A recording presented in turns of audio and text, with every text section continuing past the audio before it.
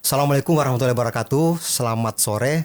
Salam sejahtera untuk kita semua. Salam Om Swastiastu, Namo Buddhaya. Salam kebajikan. Alhamdulillah pada sore hari ini saya kedatangan tamu yang sangat istimewa, yaitu Bapak Profesor Dr. Eng Wisnujatmiko dari Universitas Indonesia. Beliau adalah guru besar di Fasilkom, Pak ya. Di Fasilkom. Nanti Bapak bisa jelaskan apa saja ya. Baik.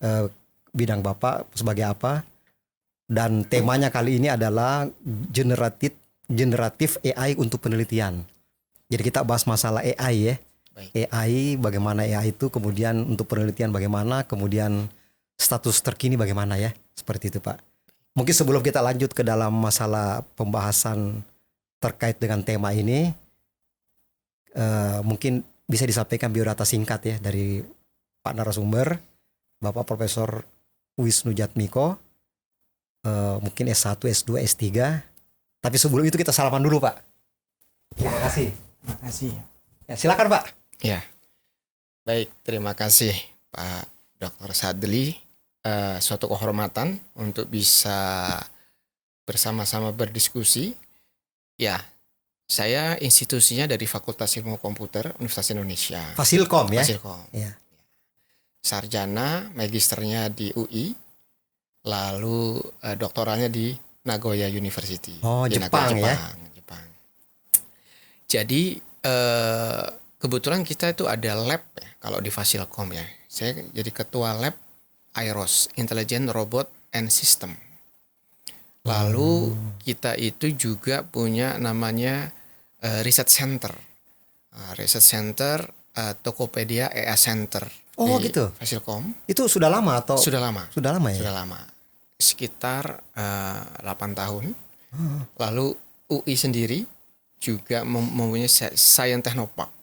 Science Technopark ya. Jadi Science Technopark ada beberapa klaster dan salah satu klaster yang diutamakan adalah AI, dan saya ketua klaster di Science Technopark untuk AI. Itu mungkin Pak pengenalan singkat. Memang dalam negeri, luar negeri ya, pendidikan yang diemban oleh Pak Prof ya. Baik. Dan bidang yang ditekuni itu memang yang lagi booming ya. Ya. AI pokoknya. Di mana-mana kita dengar AI ya. AI ya, everywhere. Ya, mungkin itu Pak. Mungkin banyak yang pemirsa yang belum ingin tahu gitu ya. Baik. Sebenarnya apa sih AI itu? AI kan artificial intelligence, kemudian apa saja sih aplikasinya ya? Kan kita ini kan sudah 10 tahun yang lalu kan juga bicara AI kan? Betul. Sekarang pun AI. Terus kapan gitu? Bagaimana aplikasi sebenarnya gitu yang negara kita bisa lakukan gitu, seperti di luar negeri ya? Baik. Silakan Pak. Ya, jadi betul, AI itu adalah suatu teknologi yang cukup lama. Mungkin tahun 1950-60, waktu itu mungkin yang paling terkenal adalah tes Turing, Alan Turing. Turing. Ya. Jadi basicnya adalah tes Turing itu adalah bagaimana suatu orang ya, dia bertanya kepada di tempat yang berbeda, bertanya kepada seseorang dan kepada sistem. Bertanya pertanyaan-pertanyaan yang mana itu ada level intelijennya.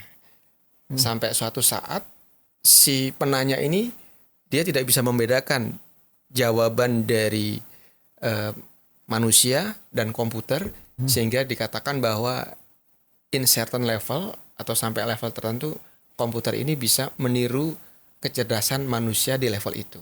Itu dasar dari AI. Dan sekarang kenapa booming banyak? Karena ada beberapa ya, ada beberapa yang membuat itu booming ya. Yang pertama adalah beberapa algoritma yang boleh dibilang dia bisa memecahkan banyak hal. Ya, namanya machine learning, deep learning, dan sekarang mungkin juga generative AI, dan juga ada namanya paradigma baru dalam tadi komputer murah yang dulu superkomputer itu begitu mahal. Sekarang kekuatan komputer ya, komputer power untuk merunning sesuatu itu begitu cepat, sehingga boleh dikatakan sistem AI itu sekarang sudah berkembang kemana-mana. Mungkin itu dulu yang Ya, eh, kalau kita kembangkan lagi seberapa penting AI dibandingkan dengan metode konvensional yang ada, Pak. Kan ini sekarang banyak metode yang sudah dipakai ya. betul.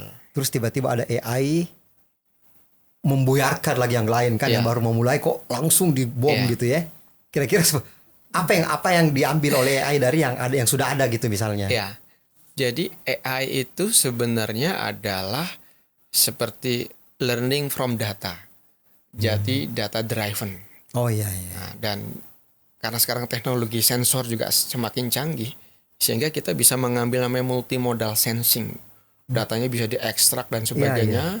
Lalu data itu diproses sehingga tadi informasi-informasi tadi itu bisa dijadikan pola-pola tertentu. Jadi seperti apa? Suara manusia, pola suara seperti apa, lalu pola apa lagi tadi? Foto-foto binatang dan sebagainya. Sehingga boleh dibilang AI ini memapping dari input menuju tujuan yang dibutuhkan. Dan dengan teknologi yang sekarang itu sehingga boleh dibilang AI itu bisa melakukan banyak hal. Itu ya kelebihan dibandingkan kalau konvensional. Iya. Kalau konvensional itu juga terbatas, dia tidak bisa multimodal. Contohnya statistik biasa itu dia hanya mungkin tidak bisa untuk suara, tidak bisa untuk video, tidak bisa untuk ya tadi yang lain-lain, dan tidak bisa mengkombinasikannya. Nah, dengan algoritma AI dalam hal ini machine learning itu semua bisa terjadi dan aplikasinya sangat banyak. Iya, memang kalau kita lihat ya, kan sekarang ini kan salah satu contoh mungkin dari saya, nanti mohon Pak Prof tanggapannya ya. Salah satu contoh yang konkret yang dihadapi oleh umat manusia kan cuaca ya. Cuaca. Sekarang itu kan cuaca kan namanya ekstrim.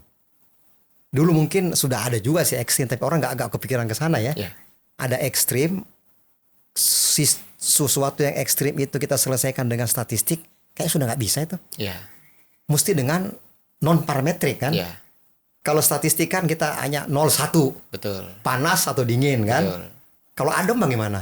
ya, Hangat bagaimana? Kan nggak bisa Betul, dipetakan betul. kan, seperti makanya Betul. masuklah non parametrik. Mungkin seperti itu pemikiran saya, seperti itu. Iya. Adalah machine learning segala macam. Tapi machine learning juga sangat bergantung dengan ketersediaan data ya. betul, Historical data, sekali datanya lengkap, betul, dia bisa testing, training betul, ya. betul. Training untuk jadi pintar lah pokoknya, Iya. jadi expert system misalnya atau Iya. apa ya. Nah itu mungkin seperti itu mungkin bayangan saya, dan memang nggak bisa tidak bisa, kita harus menjalaninya ya. Betul. Kita lihat negara lain kan seperti itu juga. Sudah sangat maju. Nah, penelitian terkait AI apakah tidak terlalu sulit Pak dibandingkan dengan metode konvensional penelitiannya gitu? Ya, Seberapa sulit atau memang lebih mudah gitu? Karena kayak nggak tahu ya, apakah lebih mudah dengan AI atau yang lain. Kan dulu kan bikin apa coding itu kan rutinnya panjang itu. betul. Kalau ini kan if dan rule kan, Ya, rule base itu kan. Iya. Nah itu bagaimana, mungkin bisa dijelaskan kepada pemirsa, mungkin kira-kira AI itu jangan merupakan sebagai suatu hal yang rumit gitu ya, tapi memang memudahkan kita sebenarnya kan. betul. Ya. Jadi kalau AI ini dia itu seperti saya katakan data driven. Jadi semakin banyak datanya, dia juga bisa belajar dari data tersebut. Tapi kalaupun datanya tidak banyak, AI itu juga ada algoritma-algoritma untuk memecahkan atau memboosting Iya. data tersebut, sehingga memang data bukan masalah lagi di AI. Dan alangkah baiknya kalau memang datanya banyak. Tapi boleh dikatakan sekarang kan data di mana-mana ya. Ya, bisa diambil lah ya. Data bisa diambil, lalu mungkin kalaupun datanya itu belum teranotasi atau belum ada supervise-nya, kita juga bisa pakai algoritma untuk bagaimana membuat tadi ya di cluster sendiri oleh AI sendiri, sehingga nanti data-data tersebut bisa untuk training. Dan itu Iya. yang jadi dilakukan sekarang ini, sehingga boleh dikatakan sudah ya sekarang mungkin 5-10 tahun lagi everything AI ini everywhere, demikian mungkin Pak. Iya. Jadi saya pikir apa yang Bapak sampaikan memang luar biasa sekali ya, perkembangan yang terjadi di dunia saat ini, transformasi digital, kemudian AI, Ya, semua itu ya kita tidak bisa memang menghindar ya. betul. Dan orang-orang kita memang harus harus tahu gitu ya, terutama mahasiswa-mahasiswa Betul. di ilmu komputer segala macam ya. Betul. Dan saya bersyukur juga bahwa Pak Prof ini memang menggeluti itu di UI ya. Iya. Memang judulnya saja generatif AI untuk penelitian kan. Iya. Berarti di situ akan muncul banyak inovasi ya dari penelitian terkait dengan AI ya. Iya. Eh, yang tadi Bapak jelaskan tadi waktu di biodata itu kan ada Sains Technopark ya. Iya. Bisa nggak dijelaskan sedikit di UI itu Sains Technopark terkait dengan AI-nya saja lah mungkin. Iya. Kira-kira apa yang akan dikeluarkan UI ya di Sains Technopark itu? Kebutuhan apa gitu ya? Apakah untuk industri atau apalah pemerintahan misalnya untuk membantu ya? Ya, jadi Sains Technopark UI itu bagaimana kita mau mengkonsolidasi UI itu kan minimal ada 3 rumpun. Iya. Rumpun sosial, rumpun saintek, dan rumpun kesehatan. Oh iya. Yang mana tadi dikatakan AI itu akan tergantung oleh data, oleh bidangnya masing-masing. Sehingga bisa dibayangkan apabila nanti kita bisa mengkonsolidasi semuanya, ya sehingga nanti AI untuk di bidang kesehatan akan keluar tuh dari UI. Kira-kira seperti apa? Yeah. AI di bidang social science, AI di bidang saintek. Dan AI ini sebetulnya yang menakjubkannya begini, Pak. Jadi AI itu tadi ya bisa untuk cluster, bisa untuk prediktif, bisa untuk banyak hal. Bahkan sekarang yang generatif AI itu adalah dia bisa membuat konten baru. Contoh, kita pakai batik ya Pak ya, sama-sama pakai batik. Kalau zaman dulu yang AI konvensional ataupun mungkin algoritmanya konvensional, dia hanya bisa mengenal, oh batik ini dari Jawa Timur, oh batik ini dari mungkin dari mana, Sumatera dan sebagainya. Sekarang dengan AI, karena dia bisa training dan sebagainya, dan dia bisa meng-create hal baru, dia bisa membuat tidak hanya melihat ini batik dari mana, bahkan bisa membuat pola batik yang belum pernah ada dan selevel hasilnya dengan batik yang ada sekarang ini. Seperti itu memang AI. Iya, memang luar biasa sekali ya. Nah, kalau kita sudah tadi mendengar dari Prof ya, kira-kira menurut Prof kondisi saat ini terkait dengan riset and development terkait dengan AI bagaimana Prof kira-kira? Ya. Khususnya di negara kita aja lah. Ya. Kira-kira bagaimana mungkin di perguruan tinggi saya atau di kementerian? mau melihat dari karena saya dari perguruan tinggi dulu ya Pak ya. Iya. Jadi sebetulnya Indonesia ini punya talenta-talenta yang luar biasa. Iya. Contoh kalau kita dibuktikan beberapa kalau kita lagi sekolah itu the bestnya banyak juga kadang-kadang dari Indonesia. Nah memang talenta-talenta itu bisa kita coba namanya kita buat critical mass. Salah satu yang paling bagus adalah melalui pendidikan di perguruan tinggi. Ya. Nah itu mungkin yang awalnya. Terus berikutnya lagi dikatakan bahwa AI itu akan sangat tergantung sama alat. Alat maksudnya semikonduktor, terus apalagi komputer yang mahal dan sebagainya. Kita bisa bermain di banyak hal. Nah saran kita mungkin untuk beberapa hardware dan sebagainya kita tidak main di sana. Tapi kita main di konten, main di algoritma, main di critical thinking, dan itu kelihatannya Indonesia akan bisa banyak bermain di sana. Itu mungkin yang. Oh jadi di situ ya yang fokusnya lebih kita banyak bisa ya. fokus konten dan sebagainya. Itu kondisi saat ini seperti itu. Memang talenta-talenta banyak ya. Betul. Nah kira-kira apakah ada permasalahan yang signifikan yang Prof temukan gitu ya dalam rangka menerapkan AI ini untuk penelitian atau untuk apa saja gitu ya? Ya. Permasalahan yang kita harus cari solusinya tentu kan? Ya, iya. Memang kalau kita berkaca ya, Indonesia memang negara yang besar. Ya, disparitinya tuh sangat besar, baik bagian timur, bagian barat, lalu Jawa, luar Jawa, infrastruktur. Tadi kita katakan memang AI ini masih banyak tergantung sama infrastruktur. Mungkin kendala itu yang paling besar. Tapi tadi kalaupun kita itu lemah di infrastruktur, kita bisa main di konten. Konten dan juga saya tidak tahu, saya rasa ini bagus ya kemarin dari kementerian ataupun dari Bapak Presiden sendiri bahwa critical thinking algoritma itu mau ditanamkan dari awal. Nah, walaupun mungkin kita tidak mengajari SD SMP coding, tapi critical thinking terstruktur itu dari awal sehingga talenta-talenta kita nanti sudah siap untuk bagaimana nanti AI bisa diadaptasi dan kita bisa bermain dengan AI bukan sebagai penonton AI. Harapan kita seperti itu, Pak. mengimplementasikan untuk Betul. kebutuhan apa ya. Apa saja nanti. Iya, Ya. iya. Saya pikir yang begini ini memang harus ditangkap oleh pemerintah ya, Ya, yang menjalankan negara ini, karena aplikasinya kan memang sungguh luar biasa ya. betul. Kita harus mengandalkan anak-anak muda ya, yang periset-periset itu kan, Ya, yang bisa melakukan itu. Nah, itu kan kondisi dalam negeri, Bapak sudah sampaikan ya, mungkin problemnya apa. Saya pikir bisa ada solusinya itu ya. ya, Saat ini bagaimana? Pokoknya booming lah ya itu, saya lihat betul. ambil tugas akhir pasti AI Pakai gitu maunya AI. gitu kan. Nah, kalau kita lihat pengaruh Linkstra ya, Ya, pengaruh pengembangan lingkungan strategis lah Bank Linkstra ya, di global ya. ya. Bisa nggak kira-kira ada contoh yang bisa pemerintah tahu gitu ya, negara apa sih yang menerapkan AI ini memang sudah dari sisi kehidupannya sudah dipakai gitu loh. Bukan hanya teori-teori kan, Ya. tapi memang dalam kehidupan sehari-hari AI itu dipakai Ya, untuk apa saja gitu kan. ya, Dia bisa itu apa supaya bisa kita acuan gitu juga ya, ya. atau kita tahu di dunia saat ini. Silakan Prof. Ya, memang beberapa negara ya, kalau AI sendiri yang sekarang itu kiblatnya dari Amerika, karena seperti Google yang main AI, terus OpenAI yang sekarang mengeluarkan ChatGPT, Iya. itu semua dari Amerika. Tetapi ternyata talenta-talenta seperti China itu memang ya namanya apa ya, kepentingan nasional ya, ada Iya. tarik menarik ya. China itu tidak diberikan akses untuk GPU-nya apa ya namanya, satu merek ya, namanya mungkin Nvidia. Iya. Tapi sehingga mereka punya Punya anu sendiri, anu kemampuan. sendiri. Iya. Nah, terakhir itu ada namanya DeepSeek. Nah, DeepSeek itu adalah boleh dibilang alternatif yang bisa mungkin menggoyangkan ChatGPT, Pak.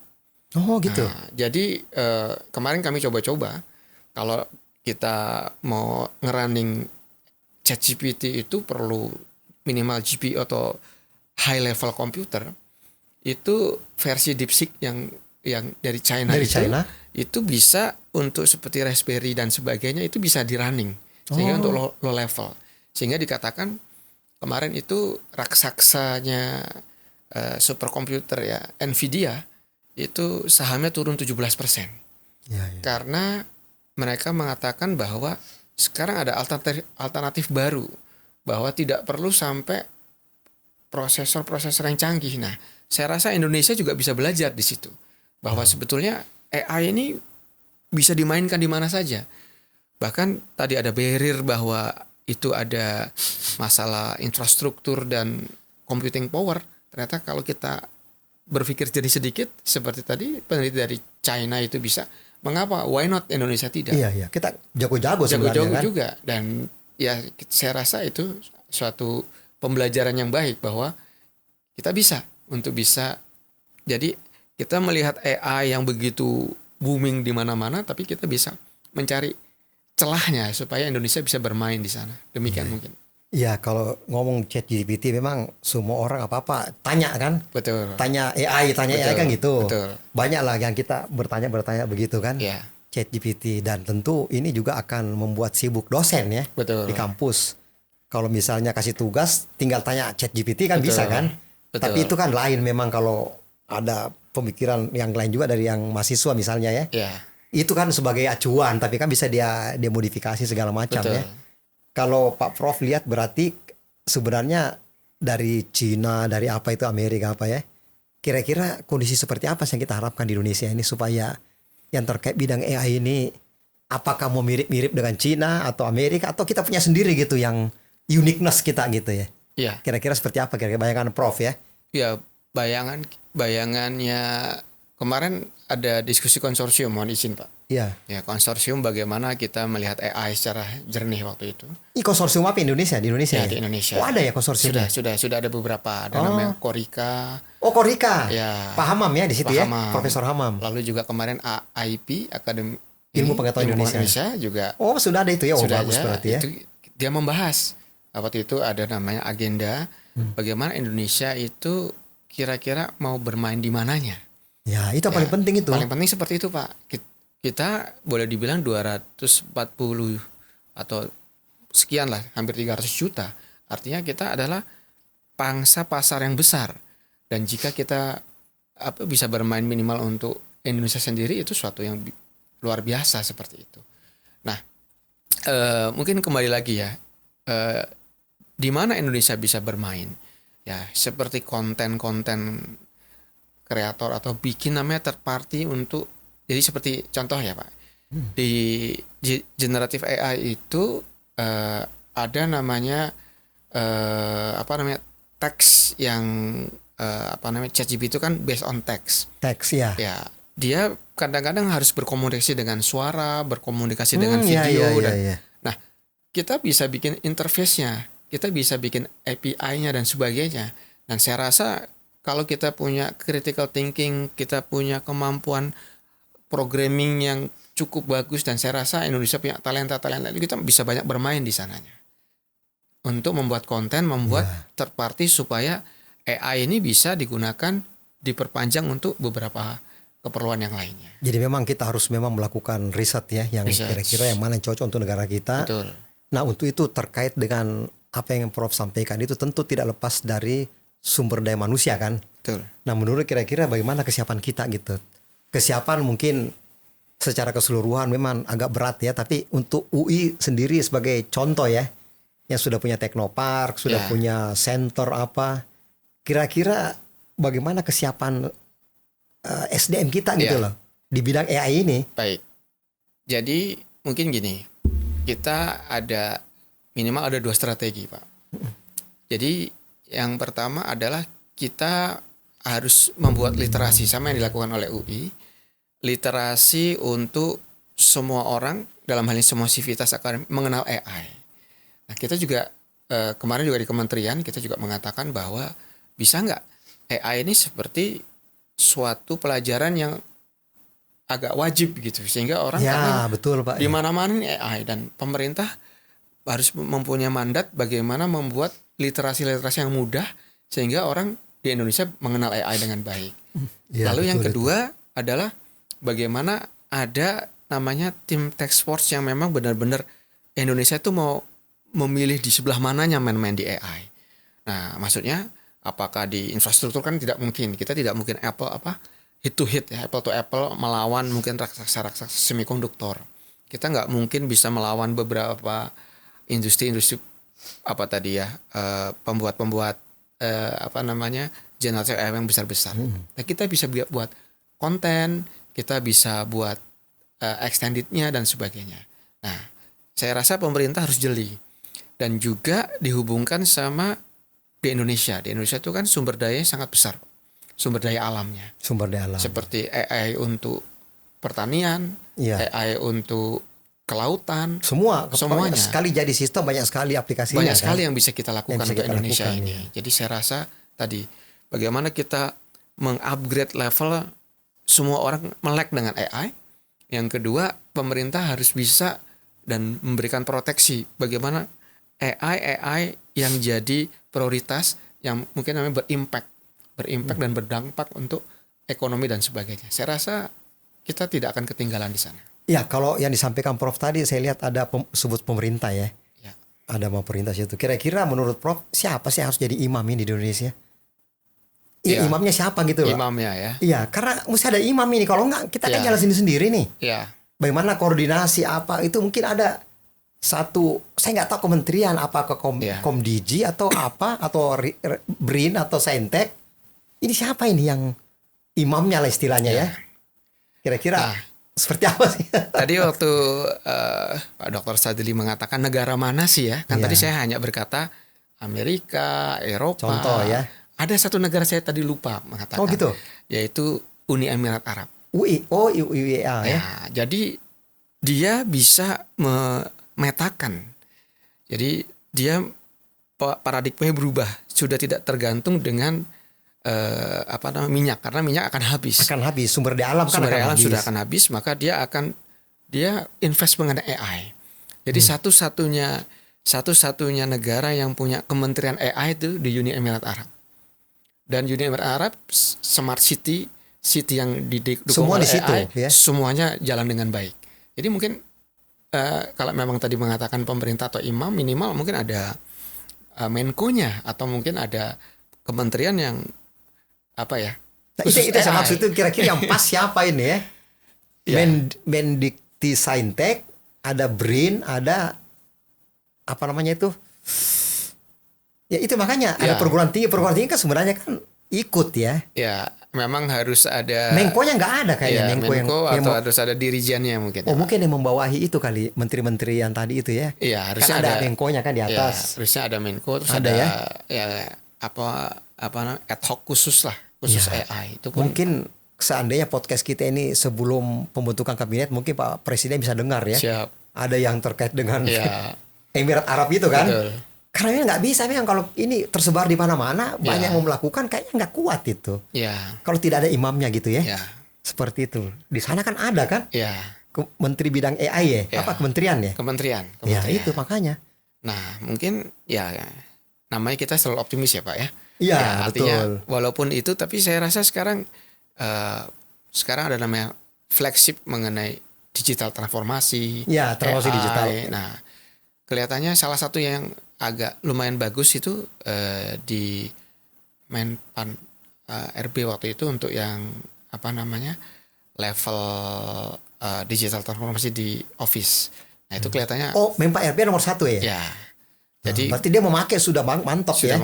memakai itu dan Iya. saya rasa itu bisa kita exercise lalu kita scale up jadi prototipe yang bagus sehingga tadi ya kementerian-kementerian bisa mencontoh Iya. ataupun akhirnya membuat badan yang lebih besar lagi. Ya itu saya maksud tadi tuh Iya. betul-betul ini mungkin harusnya ada memang yang mengurus itu Betul. ya. Tadinya saya berharap di Komdigi tapi itu kan kebijakan ya. Kalau Komdigi kebijakan. Kebijakan Iya. bukan ini kan AI kan seperti Uni Emirat Arab itu kan. Saya salut juga itu bisa ada Iya. itu. Di Jadi sana- memang tidak menyebar kemana-mana tapi dia Iya. mengkoordinasikan itu ya dari perguruan Dan tinggi ada universitas mengenai universitas namanya Universitas AI, Pak. di sana. Ya. Waduh, Ya, itu jadi memang karena AI ini ya teknologi lah dalam hal ini ya, terutama AI ini kalau kita tidak mempersiapkan dengan baik ya kita akan ketinggalan kan seperti itu. ya itu yang saya maksud Pak itu. Ya, dan Jadi maksud saya tadi Prof melihat apa sumber daya alam ya. Memang kita itu sumber daya alam kita banyak. betul. Tapi kalau kita bandingkan dengan Jepang kan nggak punya sumber daya alam kan, tapi Betul. dia makmur kan. Ya, Kenapa berarti peran sumber daya manusia menguasai teknologi dan teknologi itu sendiri? ya, Kalau kita menguasai SDM dengan teknologinya berarti kita bisa survive lah. betul. Itu kan di punya Singapura di Iya. mana kan? Ya, Yang lain. Kita punya sumber daya alam akan habiskan batu bara, Betul. minyak. betul. Makanya Arab itu sadar bahwa ini tidak bisa Iya. cuma minyak gitu ya. Ya, Makanya bikin AI. ya. Mudah-mudahan kita juga bisa mencontoh Iya. itu ya yang Minimal pelan-pelan. Indonesia ada namanya exercise lah. Sumber daya alam yang ada itu mungkin tidak cuman yang mentah kita langsung apa namanya import gitu ya. Iya. Minimal dinaikkan dengan tadi proses AI, proses fabrikasi dan sebagainya itu sangat boleh dibilang menaikkan nilai tambah. Saya lihat pemerintah sekarang lumayan berpikir ke sana, Pak. Nilai Mudah-mudahan. tambah paling penting, nilai Iya. tambah itu. Kayak misalnya Pertamina ya, dia kan bukan cuma minyak yang dia urus, tapi ada yang nilai tambah yang lain. Betul. Misalnya residunya ya. Ya, Nah itu yang dikembangkan, itu malah lebih tinggi. Betul. Dampak uangnya masuk. ya, Iya kan misalnya lilin, hasil-hasil yang dikilang itu kan Iya. diambil di oli Iya. gitu kan. ya, Bukan hanya minyak aja gitu Betul. kan seperti itu. Iya. Tapi memang Indonesia memang nggak bisa berlama-lama lagi nih kalau menurut saya. ya, Karena kalau kita lama-lama kita telat nanti, Ya. tertinggal. Padahal sumber daya alam kita ini juga banyak dan juga sudah banyak yang diambil ya. ya, Jadi kita mesti punya strategi lain bagaimana menguasai teknologi dengan SDM yang unggul gitu kan. betul. SDM unggul dihasilkan oleh perguruan tinggi kan Ya. seperti itu. Nah, kalau seperti itu tentu kita perlu punya Indonesia ya nasional ya, kebijakan, strategi dan upaya. Betul. Seperti itu kan. Kalau kebijakan sih pasti dari yang tertinggi ya, Bapak Presiden ya, Presiden. bahwa mengeluarkan kebijakan bahwa pemanfaatan teknologi AI kita harus lakukan gitu ya. Diteruskan ke kementerian kan. Ya, Nah, tapi walaupun ada kebijakan, tapi tentu kita perlu juga strategi. Kira-kira strateginya apa, Prof? Kalau sudah ada kebijakan begitu, mungkin pemerintah perlu dibantu atau kementerian ya.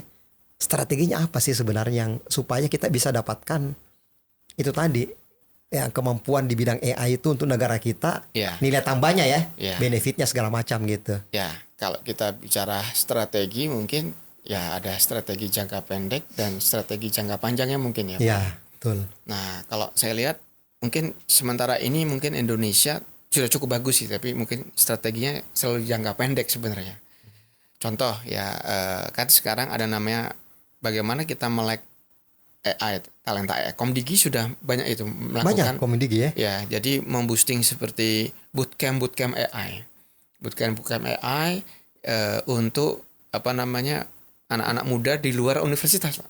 Karena universitas kan mungkin hanya berapa persen dan apa namanya proporsinya jumlah pemuda di Indonesia itu kan pasti lebih kan. Nah, itu saya rasa itu yang jangka pendek juga cukup bagus. Nah, yang jangka panjang ya kita coba berkolaborasi membuat aturan, nah juga merevisi apa tadi kurikulum pendidikan kita. Ya, itu yang saya maksud. Pendidikan itu mesti direvisi kurikulumnya. Betul. Mungkin sudah berubah kan sekarang harusnya. Ya, dan boleh dibilang sebenarnya kan teknologi ini basicnya adalah critical thinking, matematik dan logik ya, Pak, ya. Ya. Dan mohon maaf, ini kita memang membuka tidak perlu nutupi kan skor PISA kita ya, skor kemampuan matematik, critical thinking orang Indonesia level SD, SMP, SMA atau anak mudanya itu kan ranking puluhan sekian loh. Bahkan kita kalah sama, mohon maaf, sama Vietnam dan sebagainya. Kalah kita ya. Kita kalah. Dan makanya itu tantangan kita. Jadi kita mungkin harus merevitalisasi tadi ya mengenai kurikulum pendidikan, strategi jangka panjangnya pemerintah dan investasi. Karena bagaimanapun investasi itu kan diperlukan untuk bagaimana tadi ya menjaga fokus dan strategi yang mau kita tembak dalam hal ini AI itu sendiri. Bapak tadi sampaikan menurut saya memang kurikulum di perguruan tinggi juga ya. Betul. Memang kita harus reformasi lah. Ya. Karena zaman sekarang ini kalau yang pakai yang lama kan sudah sulit ya. Ya. Sudah ada semua macam-macam, ada semua. Kan sebenarnya kan di dunia itu sudah ada semua kan. Betul. Tinggal ketikanya Mbak Google kan tahu kan sudah keluar semua itu. Jadi sebenarnya beda dengan dulu kan. Kalau kita dulu kan Bapak mungkin sudah alami ya. Mau bikin coding itu kan dari awal kan subroutine. Pakai Fortran, C. Sekarang kan sudah ada semua kan. Tinggal kita integrasikan saja gitu ya. Anak-anak zaman sekarang kan jago-jago lah yang nyari-nyari begitu ya. Nah itu kira-kira itu kalau menurut Bapak apakah hanya perguruan tinggi, bagaimana dengan industri untuk menghidupkan industri dalam negeri ini di bidang AI itu? Karena yang memproduksi alat itu kan sebenarnya di industri kan, bukan di perguruan tinggi. Perguruan tinggi license nanti di prototype, kemudian nanti dibeli license oleh industri kan. Kira-kira menurut pandangan Prof ini industri kita bagaimana gitu untuk mendukung AI ini, untuk industri AI ini? Karena kalau tidak ada industri susah juga ini. Kita kan harus link and match ya. Perguruan tinggi, industri, kementerian lembaga ya, riset. Itu gimana kira-kira untuk industri itu? Bagaimana membangun supaya industri bergairah dan bisa mendapatkan benefit juga gitu loh. Iya. Jadi memang sebetulnya di industri ya mungkin banyak sekali ya kita lihat eksersis. Kita memang tidak perlu main-main di industri yang high tech. Ya. Tetapi tadi bisa menaikkan nilai tambah tadi sebenarnya.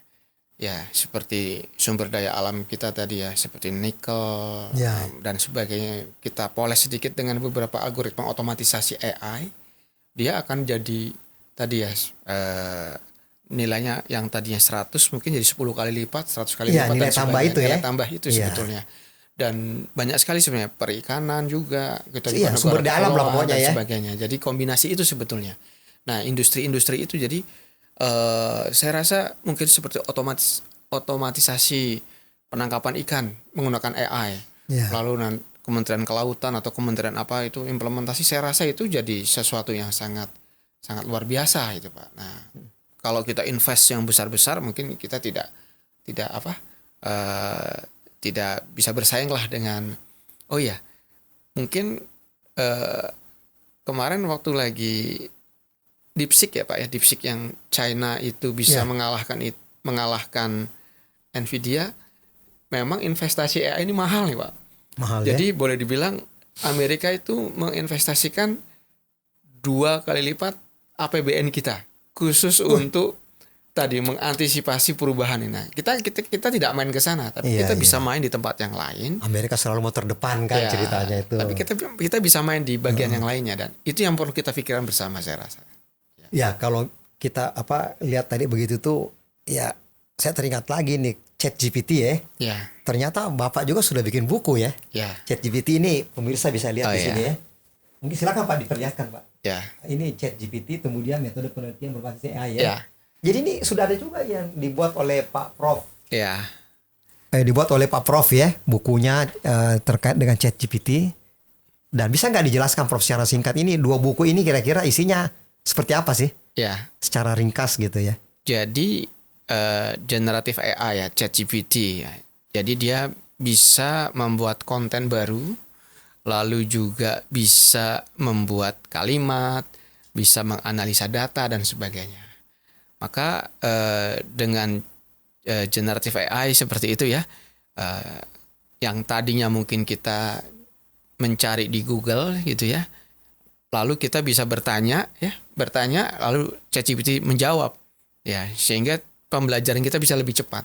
Tetapi ada 2 hal yang perlu kita pikirkan, bahwa sebenarnya AI sendiri itu perlu diverifikasi. Ya. Dia ada namanya bias dan ada namanya halusinasi.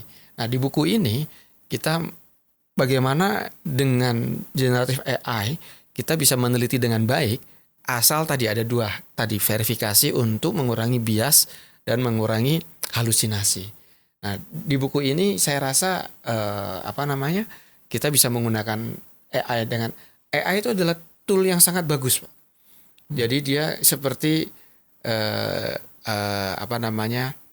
the man behind the gun. Kalau orangnya itu mengerti, maka senjata itu akan sangat luar biasa, kan seperti itu. Makanya mesti dibaca buku ini kan. Jadi, supaya ngerti bagaimana cara bertanya ke AI kan. Dan khusus di perguruan tinggi memang ada masalah namanya the dark side-nya, Pak. The dark side itu ada namanya masalah etik dan sebagainya. Di sini juga kita juga perlu, karena begini, AI itu adalah industry base. Jadi ada namanya output oriented. Nah, di dalam pendidikan itu ada namanya learning process. Nah, kita harus bisa menjembatani supaya tidak lulu lantah juga kompetensi kita. Iya, betul. Karena dengan AI apa-apa langsung bisa dijawab. Semua dijawab gitu. Padahal kan tujuan pendidikan adalah bagaimana masing-masing peserta didik itu sesuai dengan bidangnya mempunyai kompetensi. Nah, kalau apa-apa nanti tergantung di AI, maka kita khawatirkan beberapa kompetensi akan hilang. Nah, itu ya, moderate in between di antara itu juga akan dibahas di sini. Kita atur dengan regulasi dan etik. Kurang lebih buku itu mengenai itu. Iya, jadi ini luar biasa sekali ya, bisa memberikan pemirsa. Nanti akan sampaikan informasinya ya, apa cara mendapatkannya itu. Nanti kita ada di kolom untuk kalau yang episodenya ya. Yes. Kita akan masukkan di situ secara digital tentunya. Ya, baik. Karena itu lebih mudah ya, linknya bagaimana nanti kita atur nanti ya, tentu mungkin ada biaya sedikit gitu ya, yang untuk pengganti gitu ya. Tapi bagaimanapun juga ini adalah pengetahuan yang sangat penting sekali kita tahu gitu ya. Terutama bagi yang mau melakukan riset AI gitu ya, seperti itu Pak. Jadi mungkin ini kalau masalah AI itu kan tidak ada habis-habisnya kita bahas ya. Betul. Nah, ini ada di luar itu ya. Bagaimana kalau saya sih selalu, karena ini AI kan sudah tahun-tahunan kita bahas ya. Betul. Saya mau implementasinya gitu loh. Kalau saya coba bayangkan ya, saya dulu ya mungkin karena sama dengan Bapak lulusan Jepang ya. Di Jepang itu memang sudah digunakan untuk kehidupan sehari-hari. Misalnya rice cooker. Itu kan fastness kan. Pakai AI itu mau setengah matang, 3/4 matang, full matang. Ada di situ semua gitu. Kemudian bagaimana mengontrol kereta cepat ya. Shinkansen pakai Logic Control. Ya kan? Terus ya macam-macam gitu. Kayaknya mereka itu tidak banyak ribut-ribut, tapi dipakai langsung gitu. Itu kira-kira bagaimana kita bisa lakukan seperti itu di Indonesia ya? Artinya walaupun sedikit-sedikit, tapi langsung kita bisa implementasikan misalnya. Kan gitu. Itu gimana caranya gitu? Saya takutnya itu kalau coba didengungkan, artinya kita kan ingin impact-nya ya Ya, ke kehidupan sehari-hari misalnya, sehingga rakyat itu sudah paham bahwa AI itu ya memang untuk kehidupan sehari-hari ya, kita sudah lakukan gitu. Kira-kira strateginya gimana ini Prof ini? ya. Kalau bicara strategi dan sebagainya memang ada sedikit perbedaan paradigma mungkin ya, Pak ya. Karena di Indonesia kan memang namanya teknologi apa untuk banyak orang kan gitu kan. Kalau di sana kan otomatisasi sebenarnya. Otomatisasi, Jadi itu betul. agak ada paradigm yang agak berbeda. Bahkan malah kekhawatirannya orang-orang banyak ini AI ini mereplace pekerjaannya. Ah, itu. Ya, nah itu pun juga yang harus adalah apa namanya agenda kita bagaimana supaya orang-orang di Indonesia nih paham bahwa AI itu kalau digunakan dengan betul dia akan ya berguna, dan dalam hal ketakutan mereplace job Yang- itu bukan mereplace job, Bukan karena mereplace job sebenarnya. 2 atau 3 ditutup tapi akan membuat 10 atau 15 pekerjaan-pekerjaan yang sebelumnya belum ada, dan itu jadi lebih mudah dengan AI seperti itu.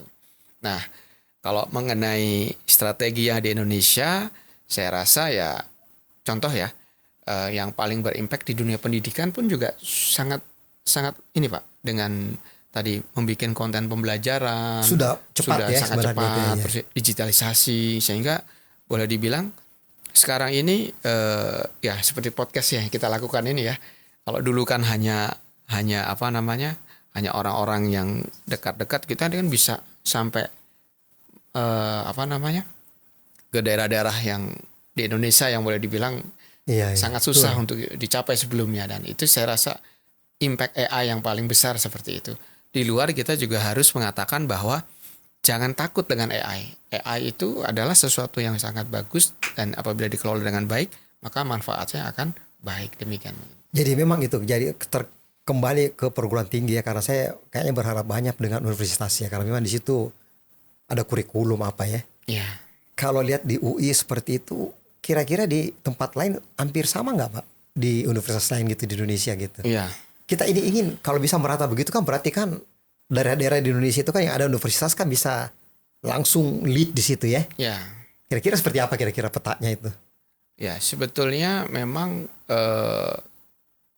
kurikulum AI ini sudah mulai dijadikan kewajiban di beberapa kampus. Oh, Ya, jadi walaupun bukan namanya adalah pelajaran AI, tapi di dalam pelajaran-pelajaran itu sekarang memang sudah masif dimasukkan, karena iya, iya. beberapa apa ya namanya ya capaian pembelajaran itu kan semuanya kan dihubungkan sama AI. Nah, khusus di UI sendiri tadi ya kita ada Science Technopark, bahkan ini kita lagi mempersiapkan pembukaan prodi khusus AI Pak, Prodi khusus AI di di Fasilkom. UI, di Fasilkom. Oh, Fasilkom di Ya, dalamnya. jadi itu tadi ya kita selain berkualitas dan kita apa ya kritikal jumlahnya makin banyak seperti itu. Kalau prodi itu kan program studi. Dulu kan memang hanya masuk di kurikulum aja kan. Ya, Misalnya mata kuliah ini. ya. Sekarang prodi. Bukan Pak. prodi kan. Bukan, Sekarang ya. prodi. Wah, itu Jadi- luar biasa ini. Jadi dari kalau sarjana itu 144 SKS, mungkin 80 60-70%-nya artinya 80-90 SKS itu dihubungkan sama AI Nah, pelajaran. ini berarti kalau cari ini Emirat Arab kan Ya, kementerian. Kalau ya. ini kan sudah prodi kan. Ya, Ya, ya nanti kan mungkin akan meningkat gini. Kita akan ceritanya. meningkat pelan-pelan. Dan Iya. beberapa kampus juga sudah ada beberapa Ya, prodi. bagus sekali ini benar. Ya, jadi itu salah satunya mungkin yang bisa mempercepat AI sebagai apa ya flagship yang harus kita Iya. apa namanya kita pikirkan bersama, Indonesia bisa menguasainya. Nah, mudah-mudahan bisa tercapai ya. Ya, Nah, kembali mungkin hal yang di luar ini sedikit ChatGPT ya. Kalau semacam ChatGPT itu kita nggak bisa bikin Pak orang Indonesia. ya, Yang lain lah, mungkin bukan ChatGPT tapi lain kira-kira yang sedikit beda lah kayak Ya. Cina, model Cina ya. gitu. Jadi selain saya pakai penggunaan ChatGPT, saya juga sering membuat konten lokal, membuat ChatGPT versi lokal. Pak. Nah, ini yang baru sekali nih. Nah, jadi sebenarnya gini, sekarang itu banyak sekali open source namanya LLM. Jadi LLM, ya. framework paling dasarnya dari ChatGPT atau Generative AI. Itu sekarang vendor-vendor sudah banyak yang membuat, dan kita sepakat termasuk Indonesia namanya open source. Jadi kita bisa belajar dari sana dan kami mengoprek-oprek itu Pak, sehingga kita bisa membuat di laptop kita versi ChatGPT versi kita, Ya. lalu kita suntik Coba pakai. pengetahuan, Ya, betul. sehingga tadi kita tidak perlu pakai komputer yang besar-besar ataupun karena kita sudah punya yang low level, lalu kita bisa tambahkan pengetahuannya, ya itu bisa kita memang tidak membuat dari nol tadi, Iya. tapi kita bisa merangkai seperti open source karena memang untuk membuat suatu sistem besar itu kan kita butuh mungkin hardware, software dan sebagainya ataupun networking dan sebagainya. Itu beberapa hal namanya open source dan itu di dalam konsorsium itu sudah banyak sekali dan kita bisa bermain di sana. Ini minimal yang dibikin Made in Indonesia ini mungkin mesti dipromosikan ini Prof. Baik. Kayaknya kita itu harus cinta produk anak bangsa kan. Ya, Kan untuk kemandirian juga. ya, Seberapa pun sederhananya tidak sama dengan JetGPT yang ada gitu ya. ya, Tapi kita sudah bisa membuat dan ya, saya sih kalau zaman dulu waktu saya S1 itu tesis itu kita ditantang oleh pembimbing kita buat software gitu dulu. ya, Nah ini kan bisa dibikin kan bisa tugas akhir bikin ChatGPT Made in Indonesia misalnya. Itu bisa kok itu. bisa. Jadi Dulu tuh bisa event processing gitu bikin software untuk Betul. klasifikasi untuk ini. Saya bikin juga waktu itu tapi Ya. ya masih zaman dulu ya. Saya kira bisa itu jadi dikasih tugas mahasiswa bikin itu sehingga apa ya menyebar gitu ya. ya, Bahwa semuanya bisa dibuat itu ya untuk produk anak bangsa gitu Ya. ya. Kira-kira seperti itu gak kira-kira? ya. Bisa Jadi nggak? jadi kan sebetulnya untuk membuat software itu ada framework dasar. Ya. Nah, framework dasar itu kalau dalam ChatGPT ada namanya LLM-nya, Large Language Modelnya itu sudah banyak yang meng-create open source bersama-sama. Nah itu bisa dipakai ya. Dan open itu bisa source. dipakai dan yang DeepSeek lakukan itu, yang di Cina lakukan itu sebenarnya dia juga nggak membuat dari nol. Iya, wah Cina kan jago gitu-gitu Iya, kan. nah kita bisa belajar dari situ. Nah kita nanti bisa bikin versi minimal, versi lokal Iya. atau beberapa produk yang menggunakan AI, generative AI adalah produk dari orang-orang bangsa Indonesia seperti itu. Jadi sebenarnya yang mahal itu kan bukan softwarenya, tapi bagaimana mengcustomize-nya supaya bisa dipakai. Customize, iya. Nah itu yang saya katakan tadi, bagaimana talenta Indonesia mungkin difokuskan di sana sehingga dia bisa membuat produk-produk software yang mungkin masih menggunakan ChatGPT itu hanya sebagai frameworknya saja, tapi di atasnya ataupun aplikasinya namanya orang Indonesia, buatan Indonesia. Saya pikir talenta Indonesia itu pengembangan perangkat lunak kan kalau nggak salah Betul. yang lebih jago ya. Ya, Cepat atau orang-orang kita itu dan saya berharap produk dalam negeri bisa dipakai gitu loh. ya, Direplikasi di seluruh Indonesia dipakai untuk anak SMA, anak apa. Sehingga semua itu melek gitu ya. ya, Tidak kaget-kagetan gitu. Apa sih AI itu kan? Ya. Pusing kita ini. ya. Kan gitu. Betul. Kan Cina kan begitu kan sebenarnya kan. Dia juga ngambil-ngambil dari tempat lain Ya. kok. Customize gitu kan. Ya, Tapi apa yang saya yakin ya. Yakin bahwa kita mampu asal memang koordinasinya baik ya. Oleh pengambil kebijakan, kemudian di kampus, reformasi pendidikan ya, kurikulum. Ini kalau kita bahas ini waduh bisa lama juga. Karena menarik sekali nih menarik Prof. sekali. Terutama masalah AI kan, artificial Betul. intelligence. Belum selesai machine learning, ada lagi deep learning. Ya, Belum selesai deep learning, ada lagi ini. Kan akan berkembang Betul. terus ya. Ya. Nah untuk itu biar pemirsa nanti bisa berkolaborasi atau berkomunikasi dengan Prof ya di Fakultas UI. Mungkin sebelum kita akhir ini ada sedikit closing statement dari Bapak Prof ya terkait dengan generatif AI untuk penelitian dan bagaimana mengencourage anak-anak muda ini kan supaya bisa membuat inovasi-inovasi terkait dengan AI tersebut untuk mempermudah kita bekerja gitu ya. ya. Silakan Prof. Ya, jadi kita manusia nih harus punya rasa optimis dan saya rasa bangsa Indonesia pasti bisa untuk bagaimana mengerti dan bagaimana nanti menggunakan AI sebagai untuk menaikkan taraf hidup bangsa seperti itu. Kita bukan sebagai pasar, tapi kita pemain, harapannya seperti itu. Dan tadi ya, kita berharap pemirsa ya, sama-sama kita coba membuka pikiran Pandora kita. Teknologi AI yang begitu berkembang ini memang cepat, tetapi mau tidak mau kita belajar hal yang baru. Dan boleh dibilang setiap satu hari ini satu aplikasi AI yang muncul, Pak. Oh gitu. Ya. Jadi kalau lihat di Luar biasa. store-nya, store ataupun di Kita cari gitu ya, di Play Store ya, misalnya. gitu, Kita itu ketik, ada yang baru. Begitu cepatnya. Itu yang Jadi harapannya kita bukan sebagai penonton, kita bukan sebagai pasar, sebaiknya kita sebagai pemain. Dan saya rasa Indonesia bisa. Indonesia mampu, dan juga tadi sumber daya kita kombinasikan. Orang lain itu tidak punya sumber daya, tidak punya sumber daya alam. Kita punya sumber daya alam, tinggal kita coba upgrade sedikit sumber daya manusia kita, sehingga tadi kita bisa mengkombinasikan antara sumber daya alam dan sumber daya manusia untuk menuju Indonesia yang lebih baik lagi. Wah, Itu luar biasa closing. sekali ya closing statement dari Profesor Dr. Eng Wisnu Jatmiko ya, guru besar Universitas Indonesia ya, di Fakultas Ilmu Komputer Fakultas ya. Ilmu Komputer. Luar biasa sekali, Prof. Saya nggak bisa simpulkan. Yang jelas apa yang disampaikan Prof ini merupakan suatu menggairahkan ya anak bangsa untuk tidak alergi terhadap AI, Betul. tetapi menjalaninya ya, membuat aplikasi-aplikasi untuk kita gunakan ya untuk di tanah air, dan jangan selalu bergantung keluar gitu ya. Betul. Karena kita juga mampu dibilang perangkat lunak kan seperti itu.